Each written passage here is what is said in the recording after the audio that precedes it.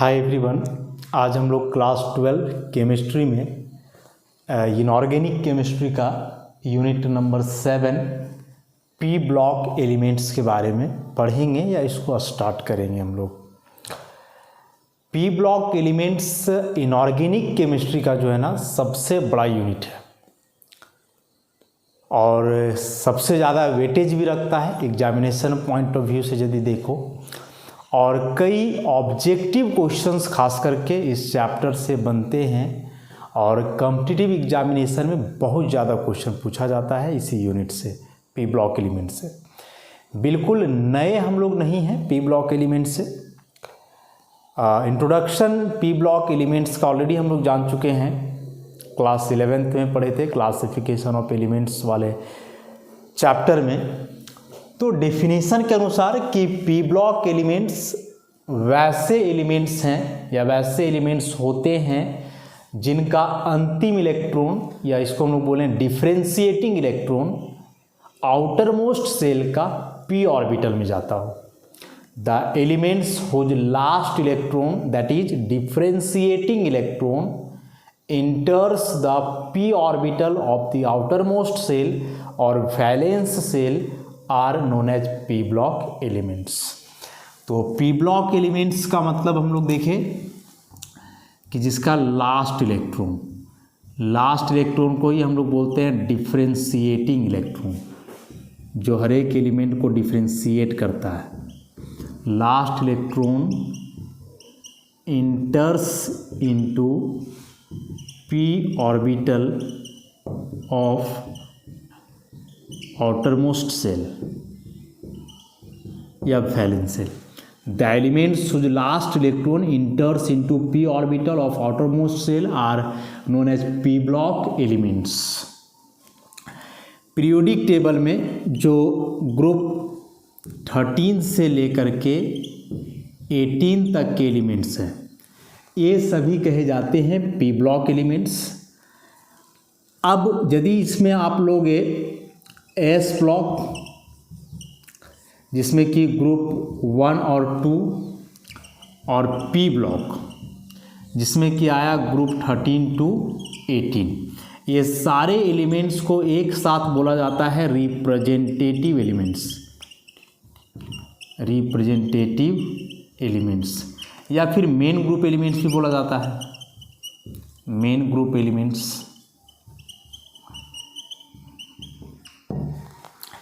Objective question के लिए बहुत इंपॉर्टेंट है, एग्जामिनेशन में आता है कि रिप्रेजेंटेटिव एलिमेंट्स क्या हैं या मेन ग्रुप एलिमेंट्स क्या हैं।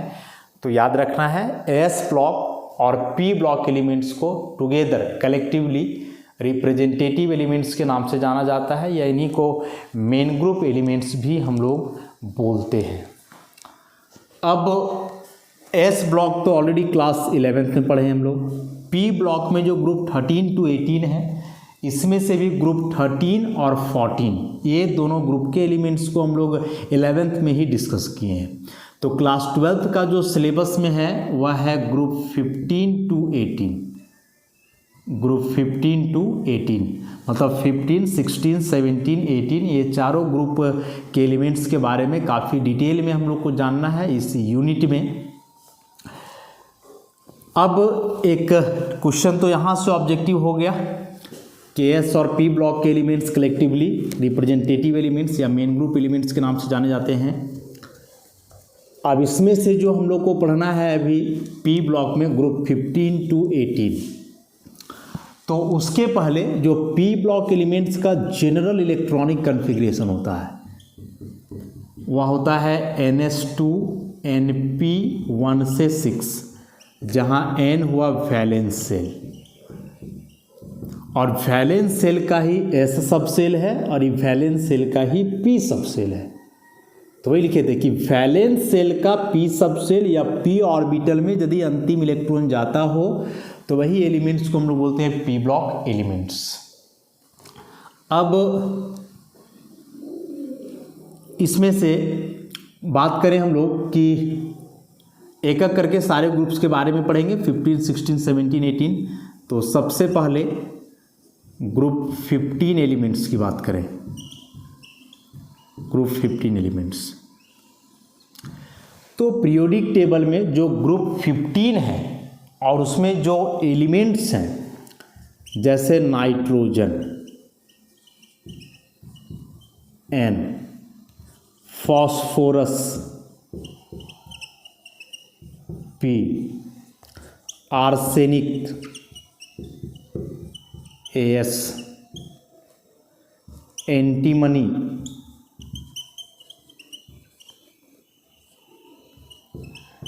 SB और bismuth BI। Nitrogen, phosphorus, arsenic, antimony और बिस्मथ, ये 5 एलिमेंट्स। हाल फिलहाल में ही एक और एलिमेंट ग्रुप 15 में ऐड किया गया है, मॉस्कोवियम MC। मेन ये 5 एलिमेंट्स हैं, nitrogen, phosphorus, arsenic, antimony, bismuth. लेकिन एक न्यूली एडेड एलिमेंट है ग्रुप 15 में, मॉस्कोवियम, जिसको हम लोग MC कॉम्पिटिटिव एग्जामिनेशन के लिए बड़ा इंपॉर्टेंट है कि ग्रुप 15 में जो एक नया एलिमेंट ऐड हुआ है कौन सा है, तो मॉस्कोवियम, याद रखोगे। अब इसमें से नाइट्रोजन और फास्फोरस जो है नॉन मेटेलिक कैरेक्टर शो करते हैं, नॉन मेटल्स। आर्सेनिक और एंटीमनी जो है सेमी मेटल्स या मेटेलॉइड्स की कैटेगरी में है। और ये जो बिस्मथ है यह मेटेलिक नेचर का है। अब चूँकि डाउन द ग्रुप जाने से मेटेलिक कैरेक्टर बढ़ता है तो मॉस्कोवियम को भी हम लोग मेटेलिक कैरेक्टर के अंतर्गत ही रखें कि अभी मेटेलिक कैरेक्टर ही शो करेगा। तो ग्रुप 15 में जो टोटल 6 एलिमेंट्स हुए मॉस्कोवियम को ले करके, तो उसमें से नाइट्रोजन और phosphorus non metals, arsenic, antimony metalloids या सेमी मेटल्स, बिस्मथ और मॉस्कोवियम मेटेलिक नेचर के एलिमेंट्स हुए। अब ये जो एलिमेंट्स हैं ग्रुप 15 के, ग्रुप 15 के एलिमेंट्स को जो है ना हम लोग निक्टोजेंस बोलते हैं। निक्टोजेंस बड़ा इंपॉर्टेंट है। जैसे ग्रुप 18 के एलिमेंट्स को नोबल गैस, 17 को हेलोजेंस, 16 को चाल्कोजेंस, उसी प्रकार से ग्रुप 15 एलिमेंट्स को क्या बोला जाता है, निक्टोजेंस। ये जो है निक्टोजेंस, तो जेन का मतलब जानते हैं हम लोग, जेनरेट करना, प्रोड्यूस करना, प्रोड्यूस करना, प्रोड्यूस करना। और यह निक्टो जो है वह निको, एक ग्रीक वर्ड से आया है निको, जिसका मतलब होता है सफोकेटिंग। तो निक्टोजेंस क्यों? क्योंकि ग्रुप 15 के जो कुछ एलिमेंट्स हैं और उनके जो कंपाउंड्स हैं, जैसे नाइट्रोजन का अमोनिया और फास्फोरस का फॉस्फीन, गैसेस हैं और इनका जो स्मेल होता है सफोकेटिंग होता है। इसका स्मेल लोगे दम घुटने जैसा, सफोकेशन फील होता है। तो ग्रुप 15 के एलिमेंट्स के जो कुछ कंपाउंड्स हैं सफोकेटिंग स्मेल के होते हैं। That's why these are called nictogens, suffocation producing. तो याद रखोगे, ऑब्जेक्टिव क्वेश्चन के लिए बड़ा इंपॉर्टेंट है। अब हम लोग यदि आगे बढ़े इसमें, तो अभी तक का जो इसमें क्वेश्चन बन रहा था कि एक newly added element moscovium, group 15 के एलिमेंट को बोलेंगे क्या, निक्टोजेंस। क्यों बोलेंगे वो भी हम लोग देख लिए। अब ग्रुप 15 एलिमेंट्स का अकरेंस जो है किस आधार पे है, तो हम लोग जानते हैं कि जो अर्थ का एटमॉस्फेयर है और उसमें जो एटमॉस्फेरिक गैसेस हैं उसमें से सबसे ज़्यादा है नाइट्रोजन गैस। सबसे ज़्यादा कौन सा है, नाइट्रोजन गैस। अकरेंस में बात करें, एटमॉस्फेरिक गैस में जो मैक्सिमम है वह नाइट्रोजन गैस कितना है 78%। देखो नाइट्रोजन का जो मेन रोल है हम लोग का बॉडी में, लिविंग बॉडी में, वह है protein synthesis. Protein synthesis, proteins जो है नाइट्रोजनस कंपाउंड्स ही होते हैं। तो इस नाइट्रोजन का जो मेन फंक्शन है हम लोग का बॉडी के अंदर, वह क्या है, प्रोटीन सिंथेसिस में। कैसे, जब हम लोग पढ़ेंगे कार्बोहाइड्रेट्स चैप्टर, मतलब कि बायोमॉलिक्यूल्स वाला यूनिट, उसमें हम लोग देखेंगे। तो ग्रुप 15 एलिमेंट्स में जो नाइट्रोजन हुआ डाई नाइट्रोजन के रूप में एग्जिस्ट करता है N2, और जो एटमॉस्फेरिक गैसेस हैं उसमें से मैक्सिमम यही है 78%। बाकी के जो एलिमेंट्स हैं, फास्फोरस है, आर्सेनिक है, एंटीमनी है, इनके कुछ कुछ ओर्स हैं। जैसे फास्फोरस का फास्फोराइट, फास्फोरस की बात करें, फास्फोराइट, कैल्शियम फॉस्फेट भी जिसको हम लोग बोलते हैं, ऐसा। साथ ही साथ जो फास्फोरस है वह फॉस्फेट के रूप में रहता है डीएनए और आरएनए में। यह भी चीज़ हम लोग बायोमॉलिक्यूल्स वाले यूनिट में पढ़ेंगे कि डीएनए आरएनए में फॉस्फेट ग्रुप कैसे है, क्या इसका रोल होता है वहाँ। तो नाइट्रोजन तो एटमॉस्फेरिक गैस में जो है मैक्सिमम कंटेन किया। फास्फोरस मेनली फास्फोराइट, कैल्शियम फॉस्फेट के रूप में। अब इसमें से भी बताया कि डीएनए और आरएनए में फॉस्फेट ग्रुप के रूप में भी प्रेजेंट रहता है क्या, फास्फोरस। उसी प्रकार से बाकी एलिमेंट्स का भी एग्जिस्टेंस है, लेकिन वे ट्रेस अमाउंट में है, उतना ज़्यादा नहीं।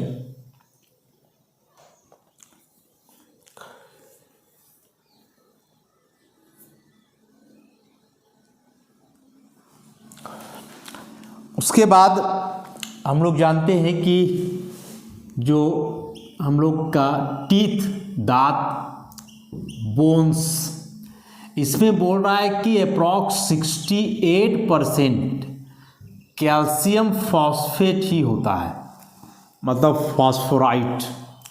ह्यूमन बॉडी में जो टीथ और बोन्स हैं उसमें 68% टीथ या बोन्स का जो है बाय मास या बाय कंपोजिशन वह क्या होता है, कैल्शियम फॉस्फेट, जिसको हम लोग फास्फोराइट के नाम से भी जानते हैं। तो खैर बहुत ज़्यादा क्वेश्चन इन टॉपिक से एग्जाम में नहीं आता है। अब हम लोग मेन जनरल कैरेक्टरिस्टिक्स की ओर बढ़ें ग्रुप 15 एलिमेंट्स का। जनरल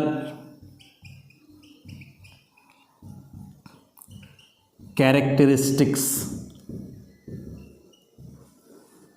सबसे पहले इलेक्ट्रॉनिक कॉन्फ़िगरेशन की बात करें हम लोग। इलेक्ट्रॉनिक कॉन्फ़िगरेशन,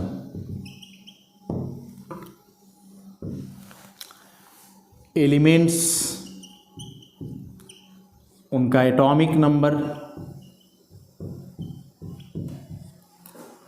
और यहाँ इलेक्ट्रॉनिक कॉन्फ़िगरेशन। इलेक्ट्रॉनिक कॉन्फ़िगरेशन, तो एलिमेंट में हम लोग देखें nitrogen, phosphorus, arsenic, antimony, bismuth. Moscovium को हम लोग नहीं लेते हैं, इतना लेके चलें। नाइट्रोजन का एटॉमिक नंबर 7, इसका जान रहे हो 15, 33, 51 और इसका 83, ऐसा। इलेक्ट्रॉनिक कॉन्फ़िगरेशन आप सब सेल वाइज लिखोगे तो पूरा लिख सकते हो 1:2 2:2 करके, या फिर आप नोबल गैस के आधार पे भी इलेक्ट्रॉनिक कॉन्फ़िगरेशन को कर सकते हो। तो यदि नोबल गैस के आधार पे हम लोग करें तो यहाँ हो जाना है हीलियम 2s2 2p1, इसका लिखोगे आर्गन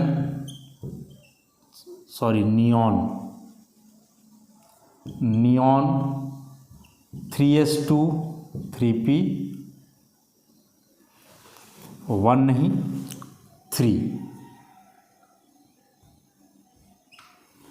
वैसे ही इसका चलोगे argon 3d10 4s2 4p3। Helium का एटॉमिक नंबर होता है 2, तो 2 और 2 4 3 7 इलेक्ट्रॉन्स। नियॉन का 10 2 12 3 15 इलेक्ट्रॉन्स। आर्गन का 18 और 10 28 और 2 30 और 3 33। वैसे ही आगे चलोगे तो क्रिप्टॉन 4d10 5s2 5p3। अब बिस्मथ की यदि बात करें तो ज़ेनॉन 4f14, उसके बाद 5d10 6s2 6p3। ज़ेनॉन का 54, तो 54 और 14 68 78 80 और 3 हुआ 83। ऐसे तो इस तरह से आप नोबल गैस के आधार पे इलेक्ट्रॉनिक कन्फिग्रेशन कर सकते हो ग्रुप 15 एलिमेंट्स का। और इलेक्ट्रॉनिक कन्फिग्रेशन से जो चीज़ उभर करके सामने आया वह कि इन सबका जो वैलेंस सेल इलेक्ट्रॉनिक कन्फिग्रेशन है वो देखोगे s2p3, सब जगह वैलेंस सेल इलेक्ट्रॉनिक कन्फिग्रेशन वही है। तो इस आधार पे यदि आप general valence shell electronic configuration लिखते हो ग्रुप 15 एलिमेंट्स का, general valence shell electronic configuration, तो क्या हो जाना है NS2 और NP3। याद रखोगे, बहुत इंपॉर्टेंट है एग्जामिनेशन के लिए। अब इसमें आप यदि चलोगे तो देखो NS2 S सबसेल में 2 इलेक्ट्रॉन्स और S में एक ही ऑर्बिटल होता है। NP3 P सबसेल में 3 ऑर्बिटल्स, इलेक्ट्रॉन भी 3। ऐसा तो यहाँ से हम लोग ऑब्जर्व क्या कर रहे हैं, पहला बात कि जो नंबर ऑफ अनपेयर्ड इलेक्ट्रॉन है, नंबर ऑफ अनपेयर्ड इलेक्ट्रॉन 3, तो सभी ग्रुप 15 के एलिमेंट्स के पास 3 अनपेयर्ड इलेक्ट्रॉन हैं। साथ ही साथ कि यह जो वैलेंस सेल का P सबसेल है वह हाफ फील्ड है। और हाफ फील्ड का मतलब हुआ कि एक स्टेबल इलेक्ट्रॉनिक अरेंजमेंट है, स्टेबल इलेक्ट्रॉनिक कन्फिग्रेशन है। आगे बहुत कुछ एक्सप्लेन करेंगे इस इलेक्ट्रॉनिक कन्फिग्रेशन के आधार पे हम लोग। तो यहाँ से बिल्कुल याद रखना है कि सारे P ब्लॉक में जो ग्रुप 15 के सभी एलिमेंट्स हुए सबके पास 3 unpaired electrons, half field electronic configuration जो कि एक स्टेबल इलेक्ट्रॉनिक कन्फिग्रेशन होता है। टोटल यदि वैलेंस इलेक्ट्रॉन की बात करें हम लोग, तो वैलेंस इलेक्ट्रॉन की बात करेंगे तो सब में 3 और 2 5 कन्फिग्रेशन यहाँ से देख लो जनरल के आधार पे 2 और 3 5 वैलेंस इलेक्ट्रॉन। तो ऑब्जेक्टिव क्वेश्चन इधर से भी बनते हैं कि ग्रुप 15 एलिमेंट्स के वैलेंस इलेक्ट्रॉन्स कितने हैं, 5 वैलेंस इलेक्ट्रॉन्स होते हैं। वैलेंस इलेक्ट्रॉन के आधार पे जो कुछ बात हम लोग डील कर सकते हैं, number of valence electron of group 15 elements वह कितना है, 5। अब बॉन्डिंग का जो कंसेप्ट है उसके अनुसार कि एक एलिमेंट के वैलेंस सेल में जितने इलेक्ट्रॉन्स होते हैं वे इलेक्ट्रॉन्स बॉन्डिंग में पार्टिसिपेट करते हैं। तो ग्रुप 15 का वैलेंस सेल में तो 5 इलेक्ट्रॉन है, तो क्या ग्रुप 15 एलिमेंट्स के ये 5 इलेक्ट्रॉन्स बॉन्डिंग में पार्टिसिपेट करेंगे या नहीं करेंगे। तो nitrogen, phosphorus, arsenic, bismuth, antimony और फिर बिस्मथ, सबके वैलेंस सेल में 5 इलेक्ट्रॉन है। लेकिन नाइट्रोजन 5 बॉन्ड कभी नहीं बनाएगा, मैक्सिमम 3 बॉन्ड बनाता है। फास्फोरस, आर्सेनिक 5 बॉन्ड्स बनाएंगे और एंटीमनी और बिस्मथ भी जनरली 3 ही बनाते हैं। तो क्या रीजन है, सबका वैलेंस शेल में 5 इलेक्ट्रॉन्स हैं तो फिर नाइट्रोजन 3 ही क्यों? ये दोनों का तो ठीक है, 5 बना सकता है, 5 से कम भी बना सकता है, 3 भी बना सकता है, लेकिन 5 बनाता है। और ये जो एंटीमनी और बिस्मथ है ये जनरली 5 नहीं बनाते हैं, ये 3 ही बनाते हैं। तो आप इसको एक्सप्लेन कैसे करोगे? तो बॉन्डिंग का कंसेप्ट जरा लगाओ। नाइट्रोजन यदि 5 बॉन्ड बनाता है, ऐसा 5 तो वैलेंस इलेक्ट्रॉन्स है, कोई दिक्कत नहीं है, तो पांचों वैलेंस इलेक्ट्रॉन्स का यूज करके यदि नाइट्रोजन ऐसे 5 कोवलेंट बॉन्ड का फॉर्मेशन करता हो, तो हम लोग जानते हैं कि एक कोवलेंट बॉन्ड में ऐसे 2 इलेक्ट्रॉन्स होते हैं, तो उस हिसाब से चलोगे तो टोटल 10 इलेक्ट्रॉन्स हो जाएंगे। नाइट्रोजन का वैलेंस शेल में 10 इलेक्ट्रॉन्स मतलब कि मोर देन ऑक्टेट पॉसिबल है या नहीं वो देखो। तो नाइट्रोजन का जो अभी हम लोग कॉन्फ़िगरेशन लिखे, तो इसके वैलेंस शेल में जो है, या वैलेंस शेल इसका था सेकेंड शेल, वैलेंस शेल क्या था? सेकेंड शेल था। अब यदि किसी का वैलेंस शेल 2 है तो जो मैक्सिमम नंबर ऑफ इलेक्ट्रॉन हो सकता है वो 2n² होता है, तो हो जाएगा 2 × 2 का स्क्वायर मतलब 8, मतलब कितना? 8। तो नाइट्रोजन का वैलेंस शेल में मैक्सिमम 8 ही इलेक्ट्रॉन्स हो सकते हैं। या फिर आप ऐसे देखो कि सेकेंड शेल है तो सेकेंड शेल में सब शेल है S और P, D तो होता नहीं है, 2D पॉसिबल तो है नहीं। अब S में 1 ऑर्बिटल और P में 3 ऑर्बिटल्स, एक ऑर्बिटल में मैक्सिमम 2 इलेक्ट्रॉन, तो ऐसे टोटल 4 हुए, तो 2 × 4 8 इलेक्ट्रॉन्स। हर तरीके से हम लोग देख रहे हैं कि नाइट्रोजन का वैलेंस शेल में इलेक्ट्रॉन का जो मैक्सिमम पॉसिबिलिटी है वह 8 ही है, क्योंकि इसके पास वैलेंस शेल में ऑर्बिटल 4 है। इलेक्ट्रॉन्स ऑर्बिटल में होते हैं, अब वैलेंस शेल में ऑर्बिटल ही 4 है और एक ऑर्बिटल में 2 ही इलेक्ट्रॉन्स होते हैं, तो 4 में तो मैक्सिमम 8 होंगे। तो नाइट्रोजन कभी 5 बॉन्ड नहीं बनाएगा, क्योंकि 5 बॉन्ड बनाने से नाइट्रोजन का वैलेंस शेल में 10 इलेक्ट्रॉन्स हो जाएंगे। सुपर ऑक्टेट या एक्सपेंडेड ऑक्टेट जो पॉसिबल नहीं है, क्योंकि नाइट्रोजन के वैलेंस शेल में ऑर्बिटल्स खाली नहीं है। वैलेंस शेल में जितने ऑर्बिटल्स हैं इसके पास, उसमें से मैक्सिमम 8 ही इलेक्ट्रॉन्स होंगे। हाँ, 2p के बाद यदि 2d रहता तो मे बी d का 5 ऑर्बिटल था तो आगे काम हो जाता, तो है नहीं। तो due to the absence of vacant t atomic orbitals in the valence shell of nitrogen, it can't accommodate more than 8 electrons. इसीलिए नाइट्रोजन हमेशा 3 ही बनाएगा। 3 बनाएगा तो ऐसे 6 इलेक्ट्रॉन और एक लोन पेयर बचेगा इसका, तो टोटल 8 इलेक्ट्रॉन्स हो जाएंगे यहाँ से। तो ये नाइट्रोजन का केस था कि नाइट्रोजन का वैलेंस शेल में 5 इलेक्ट्रॉन्स हैं, लेकिन यह कभी 5 कोवलेंट बॉन्ड नहीं बनाएगा।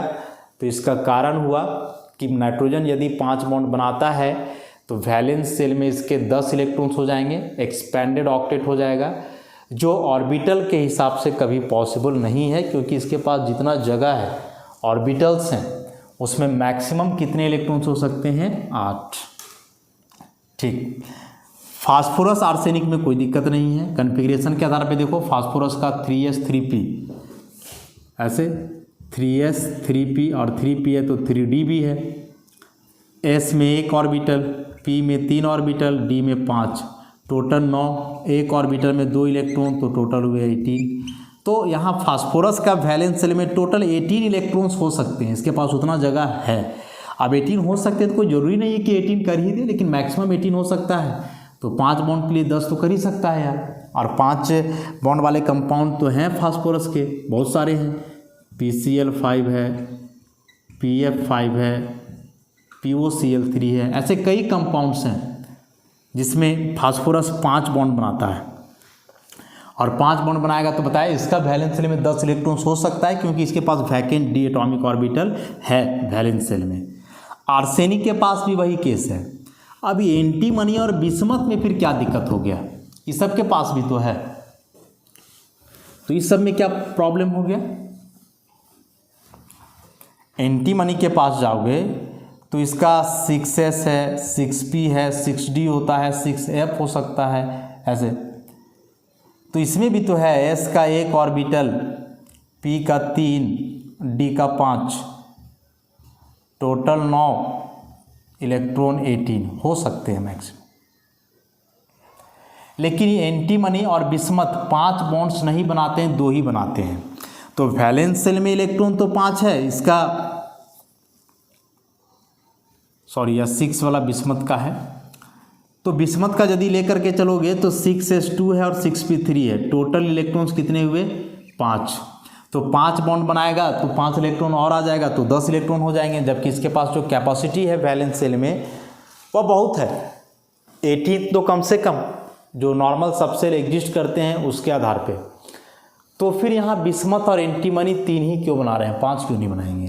तो उसका कारण है कि एंटीमनी और बिस्मथ के वैलेंस शेल में ये जो s इलेक्ट्रॉन है 5s का या फिर 6s का, ये इलेक्ट्रॉन पेयर जो हैं वे इनर्ट पेयर है।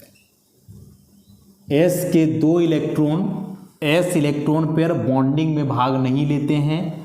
और उसका रीज़न क्या हुआ कि एंटीमनी और बिस्मथ का न्यूक्लियस बड़ा है, न्यूक्लियर चार्ज ज़्यादा होगा, तो उसके चलते ये जो s इलेक्ट्रॉन्स हैं वे न्यूक्लियस की तरफ ज़्यादा अट्रैक्शन फील करेंगे, तो फिर उनको बॉन्डिंग में पार्टिसिपेट करवाना बड़ा मुश्किल होता है। इस सब का न्यूक्लियस में कम प्रोटॉन है तो न्यूक्लियर चार्ज कम होगा तो उतना ज़्यादा प्रभाव नहीं पड़ेगा। लेकिन जो हेवियर एलिमेंट्स होते हैं जिनके न्यूक्लियस में प्रोटॉनों की संख्या अधिक होती है, तो न्यूक्लियर चार्ज ज़्यादा होने के चलते जो वैलेंस शेल के s इलेक्ट्रॉन पेयर हैं वे न्यूक्लियस की तरफ ज़्यादा अट्रैक्शन फील करते हैं, तो उनको वहाँ से निकलना दिक्कत है। हम लोग जानते हैं कि यह न्यूक्लियस है तो सबसे पहले s सबसेल, फिर p, d और f। तो s का ऑर्बिटल न्यूक्लियस के सबसे करीब है तो यह न्यूक्लियस की तरफ मैक्सिमम अट्रैक्शन शो करेगा। उससे दूर p है तो p का अट्रैक्शन थोड़ा कम, d का और कम और f का और कम। तो f न्यूक्लियस से सबसे दूर है तो बॉन्डिंग में इसका पार्टिसिपेट करना सबसे आसान है। फिर उससे थोड़ा मुश्किल d, उससे थोड़ा मुश्किल p और सबसे ज़्यादा मुश्किल है किसके लिए? s के लिए। तो बोलोगे फास्फोरस आर्सेनिक इस सब में कोई प्रॉब्लम क्यों नहीं था? क्योंकि सबका न्यूक्लियस में प्रोटॉन का संख्या कम है तो उतना ज़्यादा प्रभाव नहीं पड़ता है। तो on moving down the group the tendency of valence s electron to take part in bond formation decreases and this is called inert pair effect. So एक लाइन में हम लोग जवाब देंगे, due to inert pair effect antimony and bismuth contains 5 electrons in their valence shell but they generally form only 3 bonds due to inert pair effect. Inert pair effect के चलते ही antimony और bismuth का valence shell में 5 electrons होने के बावजूद ये 3 ही bond बनाते हैं, क्योंकि वैलेंस शेल का जो s इलेक्ट्रॉन पेयर है वह बॉन्डिंग में पार्टिसिपेट नहीं करता है। तो इस कंसेप्ट को अच्छे से याद कर लोगे। एग्जाम में क्वेश्चन इससे क्या आता है सो देखो। क्वेश्चन जो एग्जाम में इससे पूछेगा ऐसा, which one can't exist, कौन एग्जिस्ट नहीं कर सकता है? ऑप्शन दिए हुए रहेंगे NF5, PF5, AsF5, SbF5, nitrogen पेंटाफ्लोराइड, phosphorus पेंटाफ्लोराइड, ऐसे करके इसमें से कौन एग्जिस्ट नहीं कर सकता है? तो देखो अभी जितना एक्सप्लेनेशन बताए उसके आधार पे फास्फोरस और आर्सेनिक तो करेंगे ही करेंगे। दिक्कत ई दोनों में है। तो ई दोनों में चूंकि एंटीमनी का वैलेंस में 5 है तो 5 करना चाहिए, लेकिन बताए इनर्ट पेयर इफेक्ट के चलते इसका भी वैलेंस का 2 इलेक्ट्रॉन बॉन्डिंग में पार्टिसिपेट नहीं करता है, तो इसका भी जनरली 3 होता है। लेकिन इसका तुम देखोगे तो इसका 5 तो कभी नहीं हो सकता है, क्योंकि 5 होने से वैलेंस में 10 इलेक्ट्रॉन हो जाएगा जो कभी पॉसिबल है ही नहीं। तो आंसर लगेगा कि ये भी हो सकता है, ये भी हो सकता है। तो ऐसे केस में जो मोस्ट सुटेबल आंसर होता है, मोस्ट एक्यूरेट, उसको दिया जाता है। अरे तो चलो 10 तो इसका है, तो इनर्ट पेयर इफेक्ट यदि हम लोग इग्नोर करें तो वो बहुत ज़्यादा प्रभावित नहीं करेगा। तो इन रेयर केस SbF5 तो एग्जिस्ट कर ही सकता है, लेकिन यह किसी भी हाल में एग्जिस्ट नहीं करेगा। सो NF5 डज नॉट एग्जिस्ट। इससे रिलेटेड ऐसा कंपाउंड हो सकता है कि BiCl3 और BiCl5 दोनों में ज़्यादा स्टेबल कौन है, ऐसे क्वेश्चन आ सकता है। तो स्टेबिलिटी की यदि बात करोगे तब इनर्ट पेयर इफेक्ट रोल में आएगा, और फिर बोलेंगे BiCl3 ज़्यादा स्टेबल है क्योंकि यह कंपाउंड रेयरली ही बनता है इनर्ट पेयर इफेक्ट के चलते। बिस्मथ जनरली 5 वैलेंसी शो नहीं करता है।